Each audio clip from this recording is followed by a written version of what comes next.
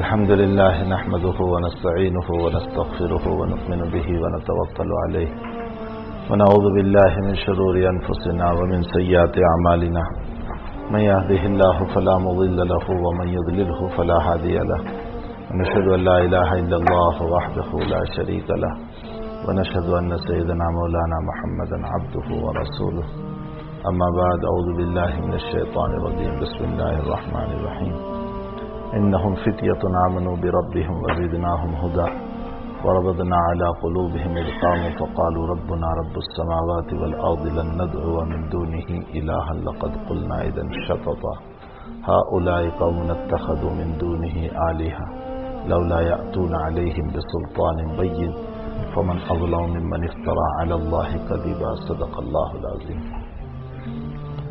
بزرگان محترم، السلام علیکم ورحمۃ اللہ وبرکاتہ. لمبی مدت ہو گئی ہماری آپ کی ملاقات کو. کووڈ اور کورونا کے زمانے نے ہر ایک کو ایک دوسرے سے دور کر دیا، حتیٰ کہ باپ بھی بیٹے سے دور ہو گیا اور بیٹا بھی باپ سے دور ہو گیا. اور نہ معلوم کتنے لوگ ہیں جن کو ہم اپنے ہاتھوں سے قبرستان میں پہنچا چکے ہیں. ہمارے کتنے جوان ساتھی تھے جو دنیا سے چل بسے، کتنے ادھیر عمر کے تھے، کتنی عورتیں، کتنی مائیں، کتنی بہنیں، کتنی بیٹیاں، کتنی بیٹیوں کا سہاگن اجڑ گیا. جوان ان کے شوہر دنیا سے رخصت ہو گئے. میرے 3 شاگرد جنہوں نے مجھ سے بخاری شریف پڑھی تھی اللہ کے پیارے ہو گئے اور اپنے معصوم بچوں کو چھوڑ کر، وہ جوان بیوی کو چھوڑ کر دنیا سے رخصت ہو گئے، جس کا صدمہ ہر وقت دل پہ رہتا ہے. اللہ ان بچیوں کے لیے کوئی غیب سے نظام بنا دے. میں ابھی وہاں مہاراشٹر میں جانا ہوا تھا.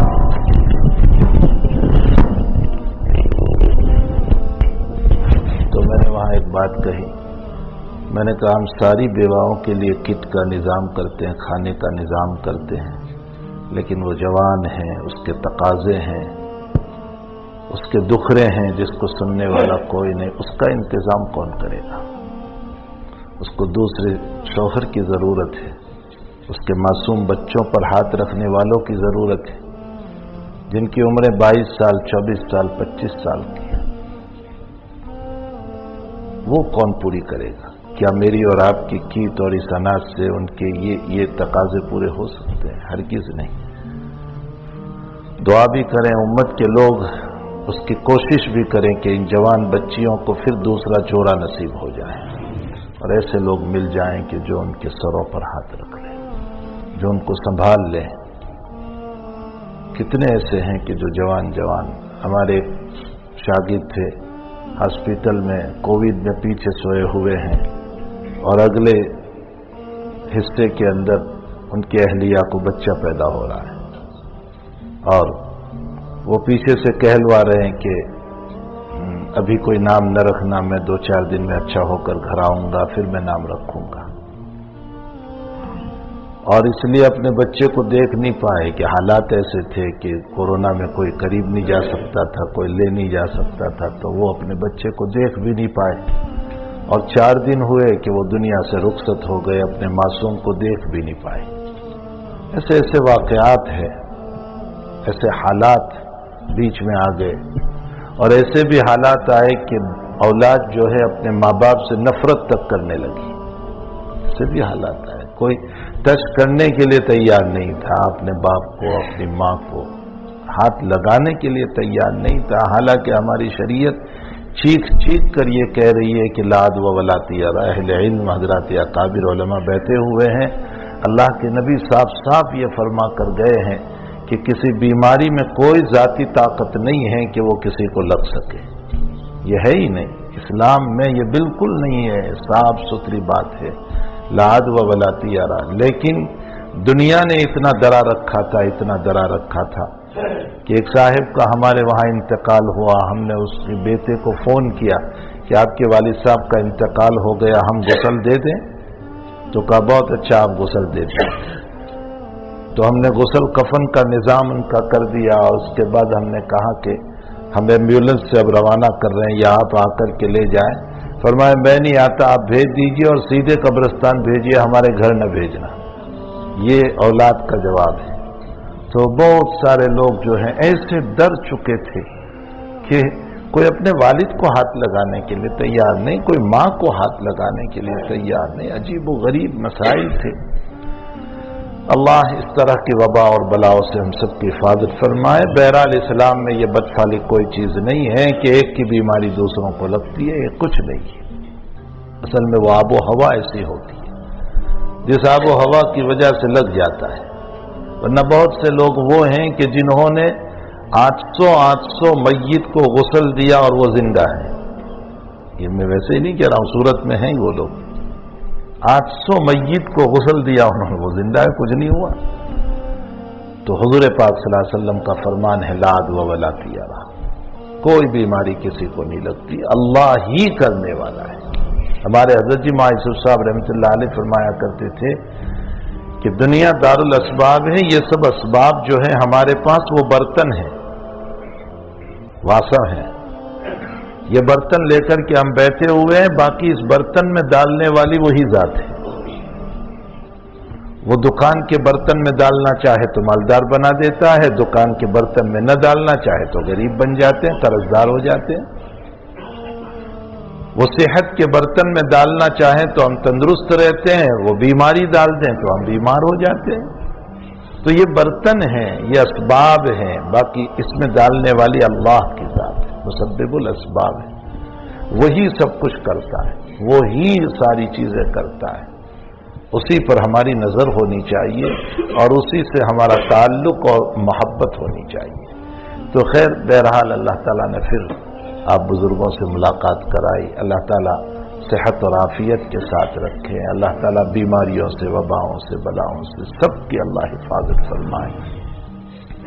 میں نے سورہ کہف کی کل ہی سورہ کہف رات میں تراویح میں گزری ہے، سوا پارہ یہاں بھی چلتا ہے نا، ہاں تو کل رات ہی گزری ہے سورہ کہف، آج ہے، اچھا تو میں جہاں تراویح پڑھ کے آیا وہاں کل تھی۔ تو بہرحال سورہ کہف کی یہ میں نے چند آیات پیش کی ہے، انہم فتیۃ، مجھے کوئی واقعہ نہیں سنانا ہے، مجھے اس کا ایک خلاصہ بیان کرنا ہے۔ یقیناً وذکر فإن الذکری تنفع المؤمنین، قرآن کہتا ہے نصیحت کرتے رہو، نصیحت فائدہ دیتی ہے، لیکن یہ بھی نہیں کہ روزانہ نصیحت کے لیے گھیر کر بیٹھے رہو، یہ بھی نہیں۔ قرآن کہتا ہے نصیحت کرو لیکن وقتاً فوقتاً۔ عبداللہ ابن مسعود رضی اللہ تعالیٰ عنہ ہر جمعرات کو نصیحت فرماتے تھے، بیان فرماتے تھے۔ تو لوگوں نے کہا حضرت آپ کا بیان بہت اچھا ہوتا ہے، روزانہ کیجیے آپ۔ تو حضرت نے فرمایا کہ ہم نے بھی نبی علیہ السلام سے یہی درخواست کی تھی، بخاری شریف کتاب العلم کی روایت ہے، ہم نے بھی حضور پاک صلی اللہ علیہ وسلم سے یہی درخواست کی تھی کہ حضرت آپ روزانہ بیان دیجیے۔ حضرت نے فرمایا، حضرت تخول فرماتے تھے، یعنی مسلسل نہیں، کبھی کبھی ہفتے میں، اور فرمایا کراہیت السامۃ علینا، فرمایا تم اکتا نہ جاؤ، اگر روزانہ بیان کروں گا تو تم اکتا جاؤ گے۔ ظاہر سی بات ہے کہ یہ روزانہ ہی کے بیان کی وجہ سے سب اکتاہٹ پیدا ہوتی ہے کہ آدھے بیٹھتے آدھے چلے جاتے ہیں، اس کی وجہ یہ ہے کہ وہ جو ہم نے جو روزانہ کا مسئلہ بنا رکھا ہے نا، اس کی وجہ سے۔ تو کبھی کبھی مطلب یہ ہے کہ یہ نصیحت بہت کارگر ہوتی ہے۔ عبداللہ ابن مسعود فرماتے ہیں کہ میں بھی اسی لیے ہفتے میں ایک مرتبہ رکھتا ہوں تاکہ تم شوق سے جڑو اور شوق سے بات کو سنو۔ عبداللہ ابن مسعود بہت بڑے آدمی، بہت قدیم صحابہ میں سے، بہت پرانے صحابہ میں سے۔ ابو درداء رضی اللہ تعالیٰ عنہ فرماتے ہیں کہ ہمارے اندر مشہور تھا کہ عبداللہ ابن مسعود رضی اللہ تعالیٰ عنہ کے 3 لقب تھے۔ ایک لقب ان کا تھا ذات النعلین، صاحب النعلین۔ صاحب النعلین آپ کو اس لیے کہتے تھے کہ نبی علیہ السلام جب اپنی جوتیاں مبارک اور اپنے شوز مبارک نکالتے تھے تو ابن مسعود اپنے پاس رکھ لیتے تھے، اور جب حضرت کو چلنا ہوتا تھا تو پھر پہنا دیتے تھے، اس لیے آپ کو صاحب النعلین کہتے تھے۔ اس سے معلوم ہوا کہ اگر کوئی بزرگوں کی اپنے استاذ کی جوتیاں اٹھا کر کے لے لیں اپنے والد کی جوتیاں اٹھا کر کے لے لیں، اپنے کسی بڑے کی جوتیاں اٹھا کر کے اپنے پاس رکھ لیں، تو حدیث سے اس کا ثبوت ہے. یہ کوئی بدعت نہیں ہے، یہ جائز ہے. اسی طرح آپ کا لقب صاحب السواق بھی تھا، مسواک والا. حضرت جب مسواک فرماتے تھے تو عبداللہ ابن مسعود اپنے پاس رکھتے تھے حضرت کا مسواک، جب ضرورت پڑتی تھی تو پیش کرتے تھے، اس لیے آپ کو صاحب السواق بھی کہا گیا. اور آپ کو صاحب الوسادہ بھی کہا گیا، اس لیے کہ تکیہ اور بستر ابن مسعود ساتھ لے کر چلتے تھے، اور جب ضرورت پڑتی تھی حضرت نبی علیہ السلام کہیں بیٹھتے تھے تو بستر بچھا دیتے تھے، تکیہ رکھ دیا کرتے تھے، اس لیے آپ کو صاحب الوسادہ کہا گیا. اس سے معلوم ہوتا ہے کہ اگر کوئی اپنے بڑوں کی خدمت میں تکیہ لے کر چلے تو حدیث سے ثبوت موجود ہے، جائز ہے، بدعت نہیں ہے. یہ بعض لوگ نادانی کی بنیاد پر بزرگوں پر کوئی ساتھ چلتا ہے، استاد پر، تو اس پر اشکال کرتے ہیں، حالانکہ یہ ثابت ہے. تو آپ صاحب النعلین بھی ہیں، صاحب الوسادہ بھی ہیں، اور صاحب السواق بھی ہیں.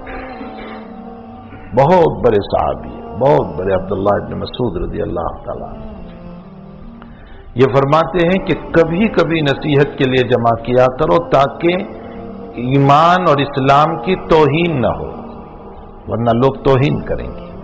کیا ہے تو قرآن حدیث تو مولوی لوگ کو بیان کراج کریں، دل کی عظمت ختم ہو جائے گی، قرآن اور حدیث کی عظمت ختم ہو جائے گی.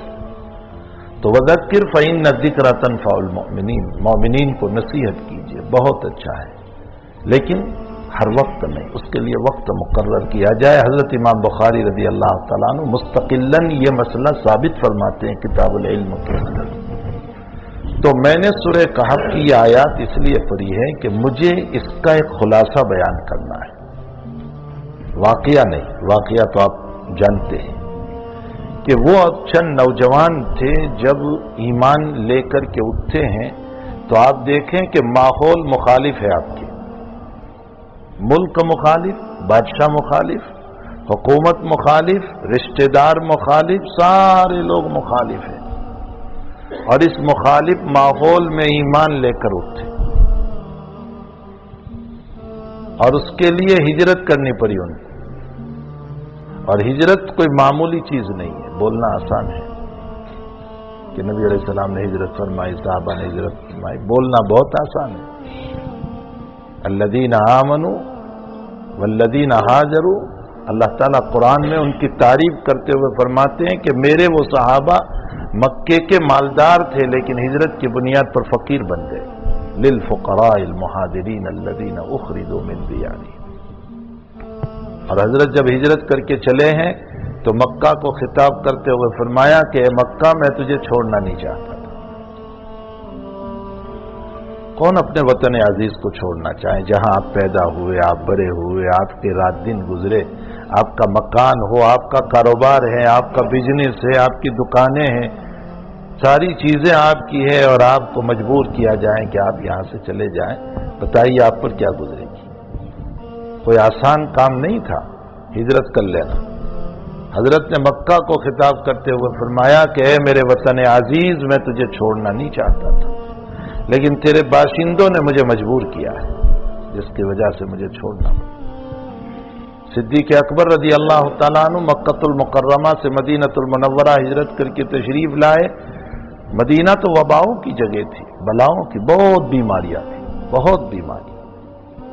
مکے کو فضیلت کعبۃ اللہ کی بنیاد پر، مدینہ شریف کو فضیلت ذات اقدس صلی اللہ علیہ وسلم کی بنیاد پر، ورنہ وہ تو وبا کی جگہ تھی، بہت بیماریاں تھیں وہاں. تو مہاجرین بیمار ہو گئے تھے سارے، اور صدیق جب بیمار ہوئے تو شعر پڑھتے تھے.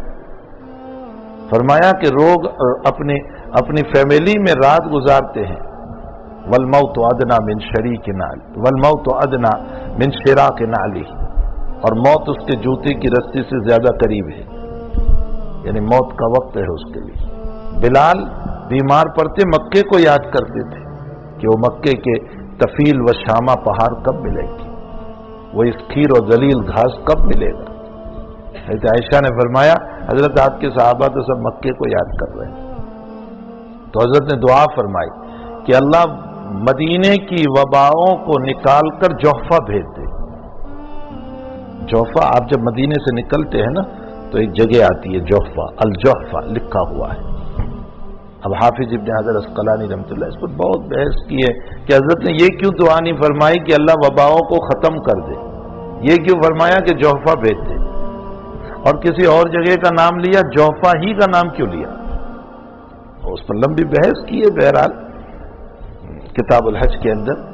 تو مقام جوفا پر بیماری کو بھیج دیا، اور حضرت نے اس کا نام طابہ، طیبہ، مدینہ، یہ سارے نام رکھے۔ تو مدینے کی فضیلت ذات اقدس صلی اللہ علیہ وسلم کی بنیاد پر ہے، اور وہ فضیلت اللہ نے عطا فرمائی کہ اگر مکے میں کعبہ کی بنیاد پر دجال داخل نہیں ہوگا تو مدینے میں ذات اقدس کی بنیاد پر داخل نہیں ہوگا، اس لیے کہ خیر محض کے ہوتے ہوئے شر محض نہیں آ سکتا، اس لیے دجال کا داخلہ وہاں نہیں ہوگا۔ اور ریاض الجنہ جو ہے نا، جو جگہ ہے، اب اس کو کیوں کہتے ہیں ریاض الجنہ؟ بعض محدثین تو فرماتے ہیں کہ یہ جگہ جنت سے آئی ہے۔ تو سوال یہ ہوتا ہے کہ جنت سے آئی ہے تو جنت میں بھوک نہیں لگتی، یہاں تو بھوک لگتی ہے۔ تو اس کا جواب دیا کہ جب دنیا میں آ گئی تو دنیا کا اصل لے لیا اس لیے بھوک پیاس لگتی ہے۔ لیکن ہمارے حضرت مولانا یوسف صاحب بنوری رحمۃ اللہ علیہ فرماتے ہیں کہ میں 12 گھنٹے ریاض الجنہ میں بیٹھا، بھوک تو درکنار، مجھے پیاس بھی نہیں لگی۔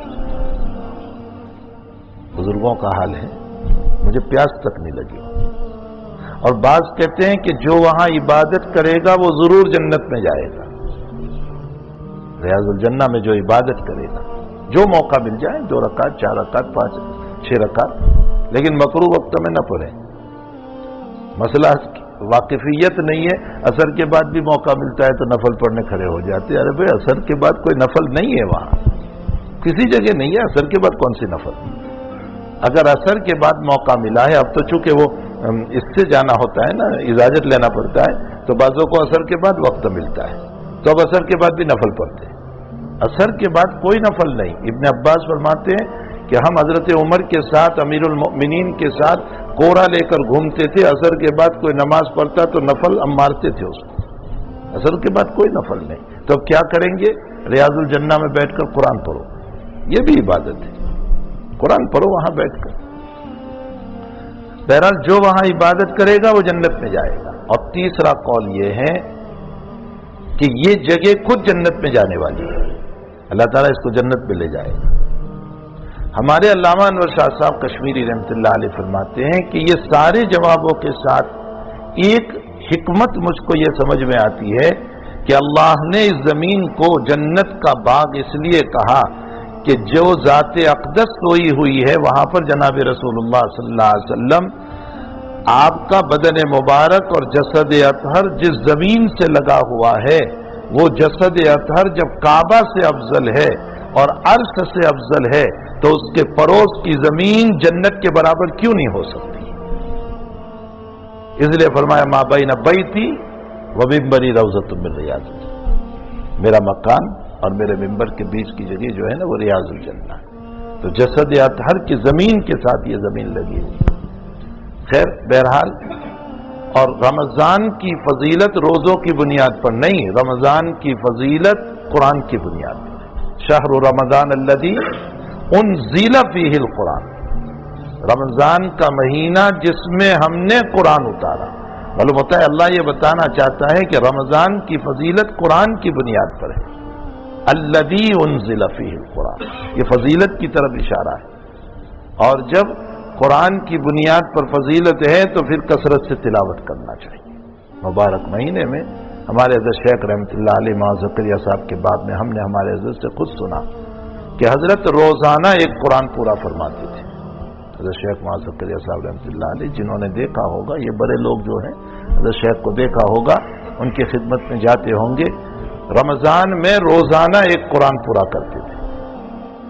اور ترتیب بتاؤں کیسے پورا کرتے تھے؟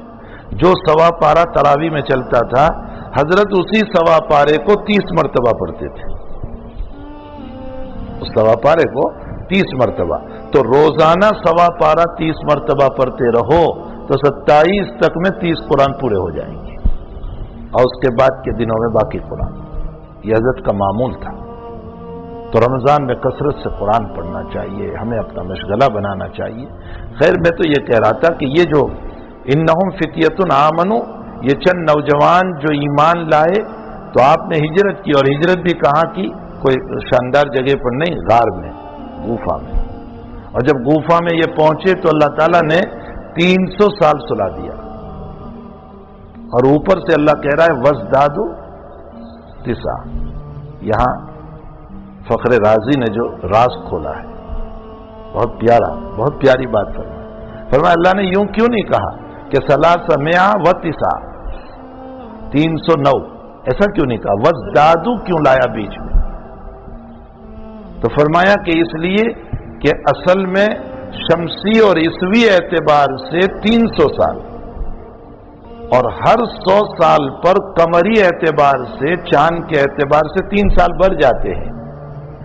تو 300 یہ شمسی اعتبار سے، اور وَازْدَادُوا 9 سال جو بڑھ گئے وہ قمری اعتبار سے، تو چاند کے اعتبار سے 309 سال، اور عیسوی سن کے اعتبار سے 300 سال، اس لیے بیچ میں وَازْدَادُوا لے آیا اللہ۔ تو 300 سال تک سلایا، اور پھر اللہ ان کی کروٹیں بھی بدلتا تھا، وہ تو سوئے ہوئے ان کی، وَنُقَلِّبُهُمْ ذَاتَ الْيَمِينِ وَذَاتَ الشِّمَالِ۔ اور پھر مزید یہ کہ جس عمر پر سوئے ہیں اسی عمر پر اٹھے۔ مثلا 50 سال کی مثال، 50 سال کی عمر میں سوئے ہیں تو 350 کے نہیں ہوئے تھے، 50 ہی سال کے ہو۔ اس کی دلیل خود قرآن میں ہے، جب وہ اٹھے تو اٹھنے کے بعد یوں کہنے لگے کہ کتنا سوئے ہم؟ فرمایا یومن او بعض یوم، کسی دن کا 1 دن، کسی دن کا آدھا دن، تو 1 دن یا آدھا دن۔ تو اگر 300 سال ان پر ہو چکے ہوتے تو داڑھی اتنی بڑی ہو چکی ہوتی، بدن ضعیف ہو چکا ہوتا، بڑھاپا ہوتا ان پر، پھر یہ یومن او بعض یوم تھوڑے ہی کہتے۔ یہ 1 دن یا آدھا دن کہنا اس بات کی دلیل ہے کہ آفتاب روزانہ طلوع ہوا لیکن زندگی ان کی نہیں بڑھی۔ اللہ نے قرآن کے پڑھنے والوں کو بتایا کہ آفتاب بھی میرے تابع ہیں، وہ تب اثر کرے گا جب میں چاہوں گا، یہ مؤثر تب ہوگا، تمہاری زندگی تب بڑھے گی جب میرا حکم ہوگا۔ میرا حکم نہیں ہے تو اس صورت میں جس عمر پر رکھنا چاہوں اسی عمر پر آپ رہو گی۔ تو میں آپ کو یہ بتانا چاہ رہا ہوں کہ یہ اصحاب کہف، ماحول مخالف ہے، حکومت مخالف ہے، بادشاہ مخالف ہے، سب مخالف ہے، اس کے باوجود وہ اپنے ایمان پر جم کر رہے۔ ایک واقعہ اسی کے ساتھ اس امت کا ایک واقعہ ملا لو، آپ نے حیات الصحابہ میں بھی پڑھا، فضائل اعمال میں بھی پڑھا، حکایت صحابہ۔ وہ واقعہ ہے کعب بن مالک رضی اللہ تعالیٰ۔ آپ تبوک میں نہیں جا سکے تھے، اور نہ جانے کی وجہ صرف سستی، کاہلی، اور کوئی وجہ نہیں تھی، کاہل ہو گئے تھے، سستی آ گئی تھی۔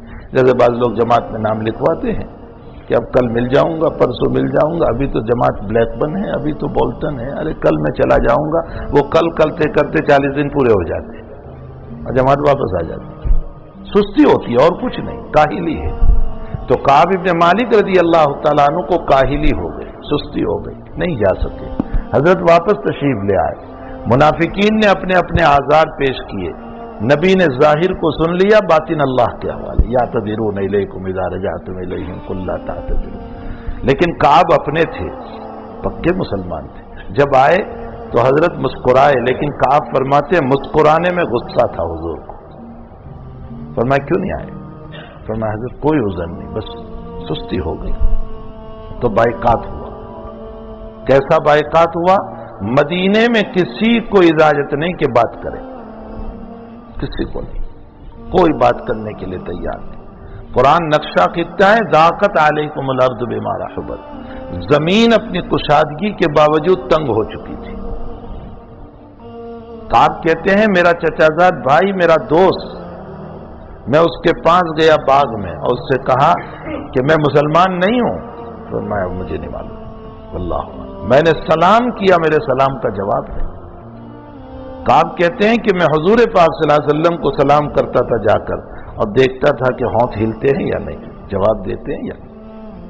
فرمایا میں قریب جا کر کے جان بوجھ کر حضرت کی نماز پڑھتا تھا اور میں آنکھوں کی کنکیوں سے دیکھتا تھا حضرت مجھے دیکھتے ہیں یا نہیں.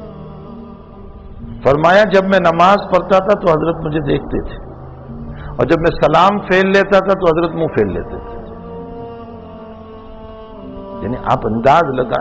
کعب خود فرماتے ہیں بخاری شریف کی روایت میں ہے کہ مجھے ڈر یہ تھا کہ اگر میں اسی حالت میں مر گیا تو حضرت میری جنازے کی نماز نہیں پڑھائیں گی، اور اگر حضرت علمان الحفیظ اگر حضرت کی وفات ہو گئی تو قیامت تک مجھ سے بات کوئی نہیں کرے گا. ایسے حالات، کیسے سخت حالات. اور ان حالات میں رومن امپائر کی تحت ایک چھوٹی سی کنٹری تھی جس کو کہتے ہیں غسان. اس کے بادشاہ نے خط لکھا اور اس خط میں یہ لکھا کہ ہم نے سنا ہے کہ تیرے ساتھی محمد نے تجھ پر ظلم کیا ہے، تو ہمارے وہاں آ جا، ہم تجھے عہدہ دیں گے. ہمارے حضرت جی معاذ صاحب رحمۃ اللہ علیہ نے اس جملے پر یوں فرمایا کہ بھائی مسئلہ یہ ہے کہ نبی کی ناراضگی پر باطل کی دعوتیں چلتی ہیں. جب نبی ناراض ہوتے ہیں تو پھر باطل کی دعوتیں چلتی ہیں. اور آگے یوں فرمایا کہ اب نبی نہ رہے تو نبی کی سنتوں کو چھوڑنے پر باطل کی دعوتیں چلے گی. آج امت نے نبی کی سنتوں کو چھوڑا ہے تو باطل ہم کو دعوت دے رہا ہے. کفر، شرک، عیسائیت، نہ معلوم کیسی کیسی دعوتیں ہمیں مل رہی، اس لیے کہ ہم نے اپنے نبی کی سنت کو چھوڑا. حکمت کیا ہے اس میں؟ نبی علیہ السلام کی زندگی سنت ہے، اور آپ جتنے اللہ کو پیارے ہیں آپ کی سنتیں بھی پیاری اللہ کو. اور جب کوئی آپ کی سنت پر عمل کرے گا تو وہ بھی اللہ کا پیارا ہو جائے گا، اور جب اللہ کا پیارا ہوگا تو باطل کبھی دعوت نہیں دے گا. اللہ کے محبوبوں کو دعوت نہیں ملتی. ہم جب ہٹتے ہیں تو باطل ہم کو دعوت دیتا ہے. تو کعب نے اس خط کو لیا اور تنور میں جلا دیا. 40 دن پورے ہوئے ان حالات میں، اور حضرت کا پیغام جا رہا ہے کہ بیوی کو بھی علیحدہ کرو. ایک بیوی بات کرنے والی تھی صرف، تا اس کو بھی الگ کرو. تو کعب نے اپنی بیوی سے کہا کہ جاؤ حضرت سے پوچھ لو کہ طلاق دوں یا کیا کرو. تو فرمایا طلاق نہیں دینا ہے، میکے بھیج دو، اس کے گھر بھیج دو. اب بیوی بھی چلی گئی، کوئی نہیں رہا، تنے تنہا. ارے تصور تو کرو اس واقعے پر، جب کوئی آپ سے بات کرنے کے لیے تیار نہیں، سلام کا جواب دینے کے لیے تیار نہیں، بیوی بھی گھر سے چلی گئی. ہم تو ایسے ڈپریشن میں آ جائیں گے کہ کنویں میں کود جائیں گے. ایسے سخت حالات، بالکل مخالف حالات چل رہے ہیں. اور 50 دن پورے ہوئے تو ان کی توبہ اتری. قرآن کریم میں ہے ان کی توبہ. اور فجر کے بعد حضرت نے اعلان فرمایا ان کی توبہ کا اور ان آیات کو پڑھا.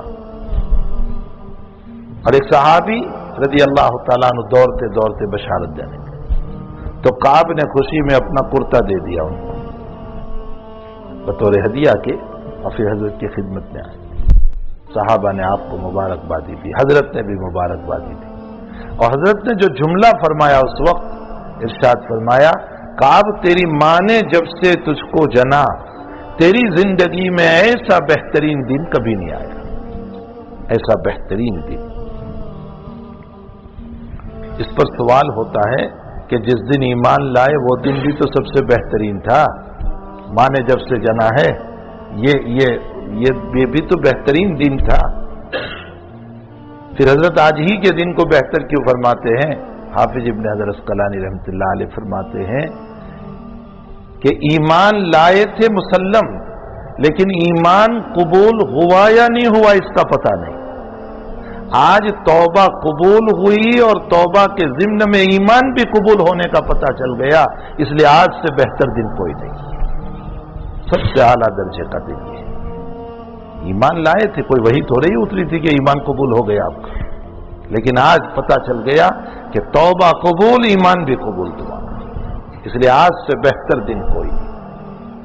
مجھے صرف اس واقعے سے یہ بتانا ہے کہ کیسا مخالف ماحول تھا کعب بن مالک کے لیے، لیکن اس کے باوجود اللہ اس کے رسول کو نہیں چھوڑا. اپنے ایمان پر ڈٹے رہے کہ جو حالات ہو، لیکن نہ نماز چھوڑی، نہ روزہ چھوڑا، نہ عبادت چھوڑی، نہ اخلاق چھوڑے، نہ نبی علیہ السلام کو چھوڑا، نہ اللہ کو چھوڑا، کسی کو نہیں۔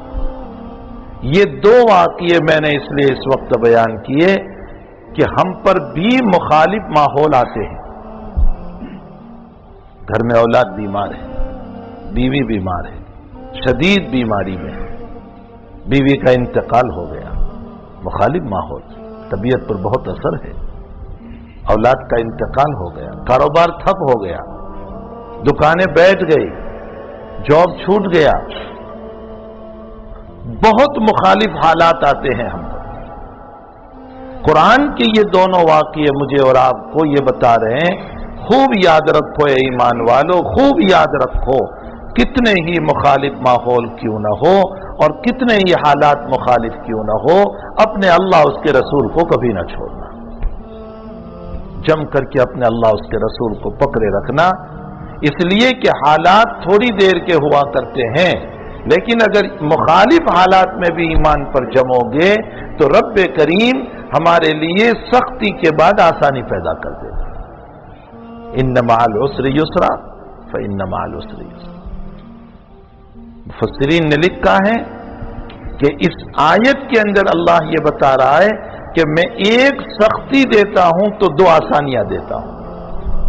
اللہ کا نظام ہے، ایک مصیبت تو دو آسانیاں دیتا ہوں۔ تو ماحول کتنا ہی مخالف ہمارے کیوں نہ ہو، لیکن کبھی اللہ اس کے رسول کو نہ چھوڑا جائے۔ یہ قرآن کے دونوں واقعات مجھے اور آپ کو اس بات کی تعلیم دے رہے ہیں۔ ہمیں چاہیے کہ اپنی شریعت کو مضبوطی سے پکڑے رکھیں۔ آج پورا ماحول ہمارے خلاف ہے۔ کیسے خلاف ہے؟ اتنا خلاف ہے، اتنا خلاف کہ کہیں قرآن جلایا جا رہا ہے، کہیں شان اقدس صلی اللہ علیہ وسلم میں گستاخیاں ہو رہی ہے، کہیں عریانیت، ننگا پن ہم کو دعوت دے رہا ہے، کہیں ان کی خوبصورتی ہمیں دعوت دے رہی ہے، کہیں ان کی دولت ہم کو دعوت دے رہی ہے۔ یہ چاروں طرف کا ماحول اسلام مخالف چل رہا ہے، لیکن ان ماحول میں اگر ہم نے اپنی شریعت کو مضبوطی سے پکڑا تو ترمذی شریف کی روایت ہے کہ جس نے مخالف ماحول میں میری ایک سنت کو زندہ کیا اور پکڑے رکھا، اللہ اس کو 100 شہیدوں کا ثواب عطا فرمائے۔ ہم تو ایک مرتبہ بھی شہید نہیں ہوئے، مفت کا 100 شہیدوں کا ثواب لینا ہے۔ میں نے کل کے بیان میں کہا کہ جب ایک سنت کو زندہ کرنے پر 100 شہیدوں کا ثواب، تو اگر ہم نے 10 سنتوں کو، زیادہ نہیں، چلو صرف 10 سنتوں کو زندہ کر لیا تو ہم نے 1000 مرتبہ اپنی جان کو اللہ کے راستے میں قربان کیا، اس کے برابر اللہ ثواب عطا فرمائے۔ یہ ترمذی شریف کی روایت ہے کہ جس نے ایک سنت کو زندہ کیا، اللہ تعالیٰ اس کو 100 اجر شہید، اس کو اللہ تعالیٰ 100 شہیدوں کا ثواب عطا فرماتا۔ اس لیے ماحول کتنا ہی مخالف کیوں نہ ہو، ہمیں چاہیے کہ ان غموں کے اندر، ان حالات میں، ان پریشانیوں میں، چاہے بچے بیمار ہو، بیوی کا انتقال ہو جائے، کچھ بھی ہو۔ ہمارے حضرت شیخ رحمۃ اللہ علیہ کے باب میں نے جگہ جگہ واقعہ بیان کیا، حضرت شیخ کے بیٹی کا انتقال ہو گیا، مولانا زکریا صاحب رحمۃ اللہ علیہ کی انتقال ہوا تھا فجر کے وقت۔ فجر کے بعد حضرت نے غسل دلوا دیا، حضرت نے فرمایا مدرسے جا رہا ہوں، حدیث پڑھانا ہے۔ گھر میں بیٹی کا جنازہ ہے، فرمایا مدرسے جا رہا ہوں، حدیث پڑھانا ہے، اور حدیث پڑھانے چلے گئے اور 11 بجے تک سبق پڑھایا، اور اس کے بعد مدرسے ہی سے کہلوایا جنازہ قبرستان لے آؤ، میں نماز پڑھا دوں تاکہ تدفین ہو جائے۔ سبق پڑھایا حدیث شریف کا، اور اس کے بعد دفن نماز پڑھا دی۔ کسی نے فرمایا کہ حضرت بیٹی کا انتقال تھا، فرمایا جب ہی تو پڑھانے چلا گیا کہ اس پڑھانے سے میری بیٹی کو صدقہ جاریہ ہو جائے۔ اللہ اکبر، جب ہی تو چلا گیا پڑھانے کہ بیٹی کو صدقہ جاریہ ہو جائے۔ اس لیے گھروں کے انتقال، گھروں کی بیماریاں، دکان کا نہ چلنا، کاروبار کا نہ چلنا، جاب کا نہ ملنا، حالات اور مصائب اور پریشانیاں اور ماحول کا مخالف ہونا ہمیں اپنے اللہ اس کے رسول سے دور نہ کریں، ہم جمے رہیں۔ اور آخری بات میرے بھائیو یہ یاد رکھیں، اگر معاصی میں ہم چلے گئے، اللہ حفاظت فرمائے ہماری، معاصی میں اگر ہم چلے گئے اور کسی پر حالات نہیں آتے تو وہ یہ نہ سمجھیں کہ کوئی حرج نہیں ہے، کس نے کہا کہ معاصی سے حالات آتے ہیں، یہ غلط سوچ ہے۔ بہت سے لوگ یہ سوچتے ہیں کہ بھلا نہ میری دولت گئی نہ میری عزت گئی، میں تو اتنے گناہ کر رہا ہوں، بہت گناہ کر رہا ہوں، بہت گناہ کر رہا ہوں، کچھ بھی نہیں، میری تو کوئی چیز گئی ہی نہیں ابھی تک۔ بنی اسرائیل کا ایک آدمی مسلمان موسیٰ علیہ السلام پر ایمان رکھنے والا، اسرائیلی روایت ہے، حضرت موسیٰ سے فرمایا موسیٰ تم کہتے ہو کہ معاصی سے حالات آتے ہیں، مجھ پر تو کوئی حالات نہیں ہے، ماشاءاللہ میری عزت بھی خوب ہے، میری دولت بھی خوب ہے، کوئی فرق نہیں پڑا۔ حضرت موسیٰ نے جا کر رب کریم سے فرمایا، کلیم تھے نا، بہت باتیں کرتے تھے، ذرا سا سوال ماتل کبھی امی نے کہا موسیٰ تو لمبا چوڑا جواب دے دیا، توقع والے شبی اعلیٰ غنمی، کلیم تھے، بہت باتیں کرتے تھے اللہ سے۔ تو فرمایا کہ باری تعالیٰ وہ اتنے گناہ میں ڈوبا ہوا ہے اور تو نے اس سے کچھ نہیں لیا، اس سے دوسرے لوگوں کو سبق ملے گا۔ تو فرمایا موسیٰ میں نے اس سے لیا ہے لیکن گناہوں کے نتیجے میں اس کو احساس نہیں ہے۔ فرمایا تو نے کیا لیا اس سے؟ فرمایا میں نے عبادتوں کی لذت لے لی ہے اس سے اور دعاؤں کی لذت لے لی ہے، اب اس کو عبادت کرنے کو جی نہیں چاہ رہا ہے، اب اس کو دعا میں جی نہیں لگ رہا ہے۔ یہ بھی کبھی اللہ لے لیتا ہے، گناہوں کے نتیجے میں کبھی عبادتوں کی لذت لے لیتا ہے، وہ دعاؤں کی لذت لے لیتا ہے، یہ بھی اللہ کبھی چھین لیتا ہے۔ اس لیے دولت کا جانا ہی نہیں، عزت کا جانا ہی نہیں، یہ بھی اللہ کی طرف سے ایک پکڑ ہو جاتی ہے۔ اس لیے معاصی سے اپنے آپ کو بچائیں، مخالف ماحول میں بہ جانے کی کوشش نہ کریں۔ میں قرآن کے 2 واقعے کی طرف اشارہ کروں۔ حضرت آدم علیہ السلام کے 2 بیٹے حابل و قابل، قابل کو جس لڑکی سے نکاح کرنا تھا شریعت آدم پر جواز نہیں تھا، تو اس نے کیا کیا؟ گناہ کیا۔ کیا گناہ کیا؟ اپنے بھائی کو قتل کر دیا۔ حابل کو قابل نے قتل کر دیا۔ بس یاد رکھنے کے لیے قتل میں بھی کاف ہے، قابل میں بھی کاف ہے، تو قابل نے قتل کر دیا۔ تو کیا مسئلہ حل ہو گیا؟ وہ لڑکی حلال ہو گئی جو حرام تھی؟ نہیں، وہ تو حرام ہی رہی، ناجائز۔ میری پھوپھی سے میں نکاح کرنے کے لیے پھوفا کو قتل کر دوں تو کیا پھوپھی حلال ہو جائے گی؟ نہیں، وہ تو حلال نہیں ہوگی، وہ حرام ہی رہے گی۔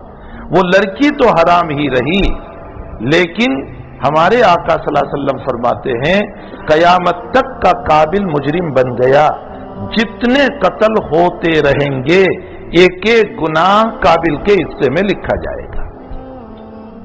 ایک واقعہ یہ لے لو، دوسرا واقعہ یوسف علیہ السلام کا لے لو۔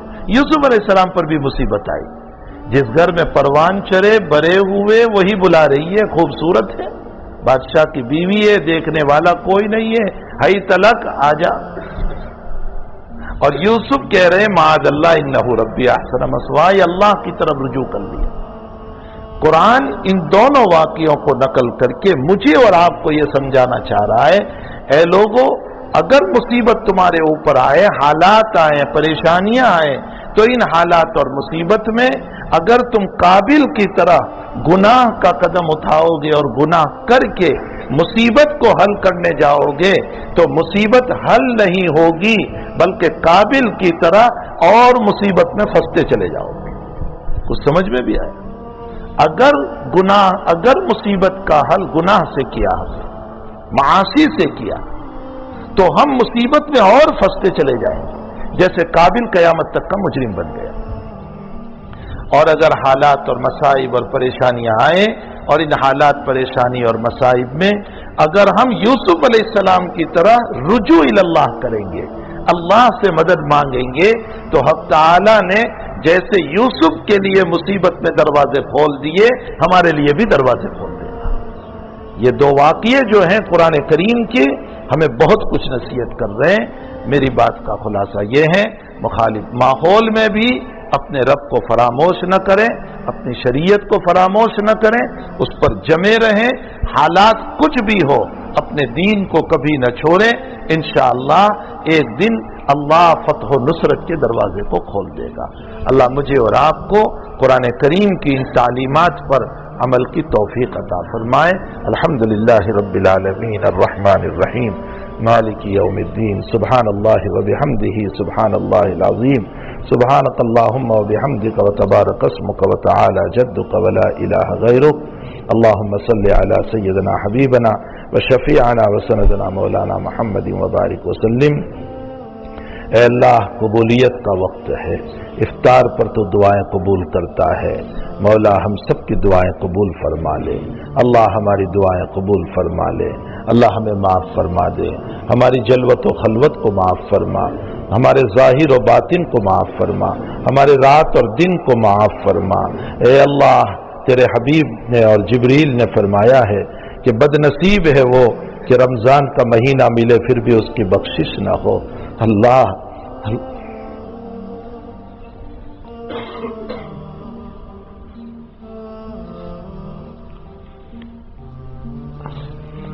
کہیں ایسا نہ ہو کہ ہمارا مہینہ گزر جائے اور تیری طرف سے ہماری بخشش بھی نہ، ہمیں معاف فرما دے، ہمیں معاف فرما دے، ہمیں معاف فرما دے، ہمیں معاف فرما دے، اللہ ہمیں معاف فرما دے۔ ہم تجھ سے معافی کی بھیک مانگ رہے ہیں، ہمیں توبہ پہ استقامت عطا فرما، ہمیں توبہ پہ استقامت عطا فرما۔ اے اللہ، ہمیں ساجدین میں سے بنا، ہمیں عابدین میں سے بنا، ہمیں تائبین میں سے بنا، ہمیں مصلیین میں سے بنا۔ اے اللہ، ہمیں محبوبین میں سے بنا۔ اے اللہ، تو جن بندوں سے پیار کرتا ہے ان میں سے ہم کو بھی بنا دے، ہمیں بھی بنا دے، اللہ ہمیں بھی بنا دے۔ تیرا کچھ نہیں بگڑے گا، ہم تیرے محبوب بن جائیں گے۔ اے اللہ، تیرے عبادت کرنے والے تو بہت ہیں لیکن ہمارا تیرے علاوہ کوئی نہیں ہو سکتا ہے۔ تو ہی رب، تو ہی پالنہار، تو ہی مربی، ہمارے سارے مسائل و مصائب کو حل فرما دے۔ اے اللہ، سارے مسائل و مصائب کو حل فرما دے۔ اللہ، اس مہینے میں تو لاکھوں کو معاف کر رہا ہے، ہمیں بھی معاف فرما دے۔ ہمارے والدین کو معاف فرما، ہمارے اقارب رشتہ داروں کو معاف فرما، ہمارے اہل و عیال کو معاف فرما، ہمارے بیوی بچوں کو معاف فرما۔ اے اللہ، جو محبت اور تعلق رکھتے ہیں معاف فرما۔ اے اللہ، ہمارے مشائخ کو معاف فرما، ہمارے اساتذہ کو معاف فرما۔ اے اللہ، پوری امت مسلمہ کو معاف فرما۔ اے اللہ، پوری امت مسلمہ کو معاف فرما۔ اے الہ العالمین، بیماروں کو شفا عطا فرما۔ اے اللہ، بیماروں کو شفا عطا فرما۔ اے اللہ، مہلک بیماریوں سے ہماری بھی حفاظت فرما۔ اے اللہ، محتاجگی والی بیماریوں سے حفاظت فرما۔ اے اللہ، پریشان کن بیماریوں سے حفاظت فرما، اور جو بیچارے مبتلا ہے سب کو شفا عطا فرما۔ اے اللہ، تمام مرحومین کی مغفرت فرما، تمام مرحومین کی مغفرت فرما، مومنین و مومنات کی مغفرت فرما، سب کی قبروں کو نور سے منور فرما، سب کے درجات کو بلند فرما۔ اللہ، تیرے پاس آنا تو ہے ہی، ہم کو بھی آنا ہے، یقیناً ہم کو بھی آنا ہے، لیکن اللہ آپ سے بہت التجا ہے۔ اللہ، ہمیں مجرم کی طرح نہ بلانا، ہمیں مجرم کی طرح نہ بلانا جو ذلتیوں کے ساتھ بلایا جاتا ہے، جس کو جیل میں ڈالنے کے بعد کپڑے بھی نکال لیے جاتے ہیں۔ اللہ، ہمیں ایسے نہ بلانا، ہمیں قطران کے کپڑے نہ پہنانا، ہمیں گندک کے کپڑے نہ پہنانا، ہمیں باندھ کر نہ بلانا۔ اللہ، ہمیں اکرام کے ساتھ بلانا، ہمیں مہمانوں کی طرح بلانا، ہمیں اے اللہ فادخلی فی عبادی کے پروانے کے ساتھ بلانا، وادخلی جنتی کے پروانے کے ساتھ بلانا۔ اے اللہ، ہمارا اکرام کے ساتھ بلا لینا۔ اے اللہ، تو نے کہا ہے میں روزے داروں کو باب الریان سے داخل کروں گا، ہم سب کو بھی داخل کر دے۔ اللہ، تیرے نزدیک روزے داروں کی منہ کی بدبو پسندیدہ ہے مشک سے زیادہ، ہماری بدبو کو بھی پسند فرما لے، پسند فرما لے۔ اللہ پسند فرما لے، اور ان ٹوٹے ہوئے روزوں پر مغفرت فرما دے، مغفرت فرما دے۔ اے اللہ، پریشان حالوں کی پریشانیوں کو دور فرما، بے قصور قید و بند میں رہائی عطا فرما، بے اولادوں کو اولاد عطا فرما، بے نکاحوں کے نکاح کا انتظام فرما، اولاد والوں کے اولادوں کو نیک صالح بنا، مطیع اور فرما بردار بنا، ماں باپ کی وفادار بنا۔ اے اللہ، قرآن و حدیث پر چلنے والی بنا۔ اے الہ العالمین، جن کے گھروں میں جھگڑے ہیں جھگڑوں کو ختم فرما، آپس میں محبتیں اور پیار پیدا فرما۔ اے اللہ، تیرے یہ بندے اور تیری بندیاں تیرے سامنے محتاج بن کر کے بیٹھے ہیں، اللہ سب کو قبول فرما لے، سب کو قبول فرما لے، قبولیت سے مالا مال فرما دے، اپنے در سے خالی ہاتھ واپس نہ پھیر، اپنے در سے خالی ہاتھ واپس نہ پھیر۔ رحمان رحم کا معاملہ فرما، اکرم الاکرمین کرم کا معاملہ فرما، غفور الرحیم مغفرت کا معاملہ فرما، ارحم الراحمین رحم کا فیصلہ فرما۔ اللہ جو مانگا اپنے فضل سے عطا فرما، نہیں مانگا اپنے فضل سے نصیب فرما۔ اے اللہ جس کی آمین تجھے پیاری ہے، یہ تیرے پیارے بندے اور تیری پیاری بندیاں جو ہاتھ اٹھا کر بیٹھے ہوئے ہیں، کسی کی آمین تو تجھے پیاری ہوگی، اس کی آمین کے ساتھ ہم سب کی آمینوں اور دعاؤں کو قبول فرما لے، آمین یا رب العالمین۔ وصلی اللہ علی النبی الکریم برحمتک یا ارحم الراحمین۔